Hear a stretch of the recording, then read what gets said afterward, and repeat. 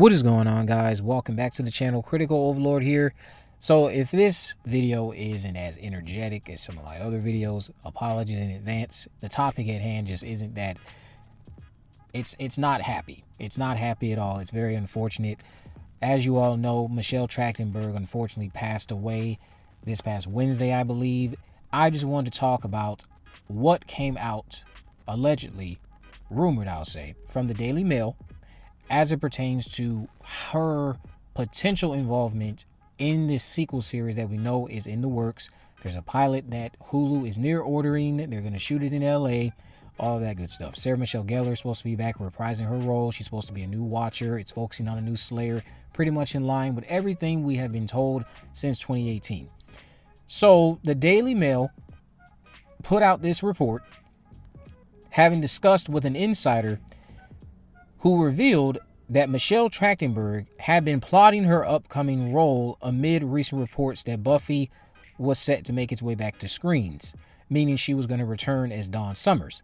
Says Michelle Trachtenberg was in talks to return to Buffy the reboot, and she was incredibly hopeful about it, a source exclusively revealed to Daily Mail. The insider noted that the drama's lead actress Sarah Michelle Gellar was especially keen to bring the actress back to play her younger sister on screen. Sarah Michelle obviously felt that the reboot would need her as much as it needed Sarah. The source continued, she was a pivotal role in the original, that amazing season 5. That's one reason I'll never forget Michelle Trachtenberg. Her work in season 5 is magnificent. Outside of just her contributions to Harriet the Spy and all of those things, Inspector Gadget, she will always have a place in my heart. But the article goes on to say, she was a pivotal role in the original and everyone was aware of her recent health struggles. The source said they were hoping that perhaps casting her as Sarah's sister in a reboot would help her overcome any issues she was having. She was not cast out by any means. Now, given what has unfortunately transpired, there was that rumor that people were not happy with, in which Buffy was supposed to be this kind of maybe angry or frustrated Slayer, and people were like, well, why are you making her frustrated? What is there for her to be frustrated about? You got an opportunity now. Unfortunately, you do have an opportunity here to make something that immediately connects with the viewer. Unfortunately, due to the passing of Michelle Trachtenberg, it would have been amazing to see Dawn back on screen interacting with Buffy, and their relationship that has blossomed between where we were in that original show to where we are now with them in their later adulthood. That would have been an amazing thing to see. But sadly, since she's no longer with us, you can come up with something that lends itself to why Buffy is a little bit unhappy, has a negative outlook a bit on Slane once again, because she lost her sister. Something that will immediately resonate with diehard fans, people who grew up with the show, because of the real life ramifications. Similar to, I guess, what you could say they did with Black Panther Wakanda Forever. A very sad angle, still very emotional and very impactful to the overall narrative being compelling enough because of the real life ramifications of the narrative unfolding on screen.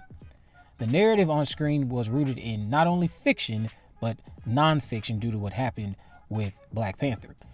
I would argue you could try to do the same thing in this situation with Michelle Trachtenberg's absence. Come up with a compelling narrative in which something tragically happened with Dawn, and of course that is why Buffy is in this negative mentality once again.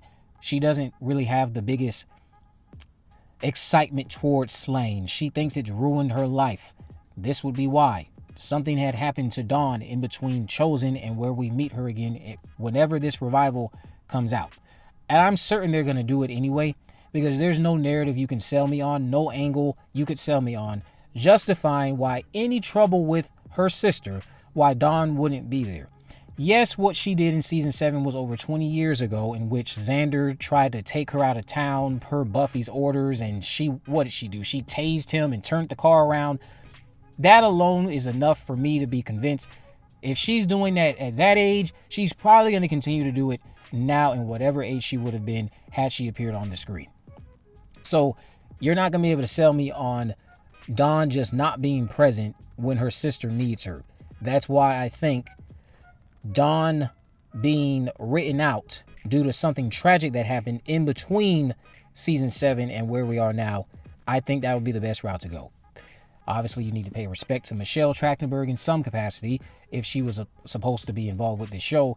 And if she can't appear on screen, this seems like the best thing to do, unfortunately.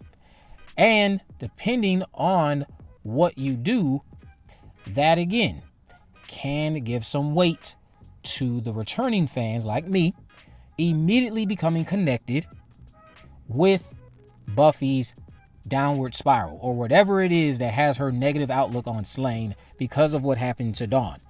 I don't know what Dawn could have gone through that led to this demise. Maybe she could have been fighting demons with Xander. Maybe she could have been fighting with Faith. Maybe she could have been fighting demons with Angel and friends. There's a plethora of ways to write out Dawn. Or perhaps Glory came back. Maybe Glory came back and there was some loophole in that key thing in which she actually could bleed Dawn the second time, and maybe Glory managed to successfully bleed Dawn. I'm just spitballing a random thought there.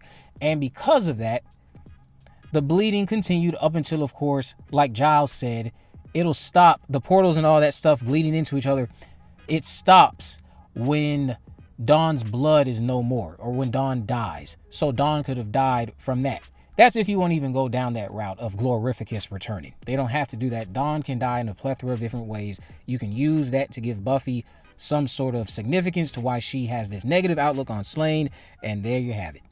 But you guys, I really want to know from you, what was your favorite moment from Michelle Trachtenberg's career? I myself grew up loving Ice Princess, not only because Michelle Trachtenberg was in it, but because Hayden Panettiere was also in it. I loved her in Harriet the Spy. I loved her work in Inspector Gadget. No other work I loved more than, of course, what she did on screen as Buffy Summers' little sister, Dawn Summers, from season 5 through season 7 when she was introduced to the show. So please let me know some of your favorite memories of Michelle Trachtenberg down in the comment section below. And do you agree that the best thing for them to do would be to kill off Dawn Summers? Because I just cannot see you selling me on a narrative in which, even if they had an argument, Buffy's going to be in trouble with some force of evil. I can't see Dawn just sitting it out. That's why I think you need to just kill Dawn. Get rid of her, write her out, do something. Doesn't have to be with the return of Glory like I was theorizing. That's just me spitballing. Come up with something, though. That way, whatever has Buffy's attitude out of funk, I, as a viewer, will immediately be able to latch onto that, considering the real-life ramifications of what unfortunately happened. Let me know what you think, all down below. If you haven't already, of course, make sure you subscribe, turn on post notifications, and never miss a video. In the description, I have links to my social media accounts. I am on Facebook, Twitter, and Instagram. You can message me there to let me know any movies, news, or reviews you'd like me to cover in the future. And with all that in mind, guys, I will see you in the next video.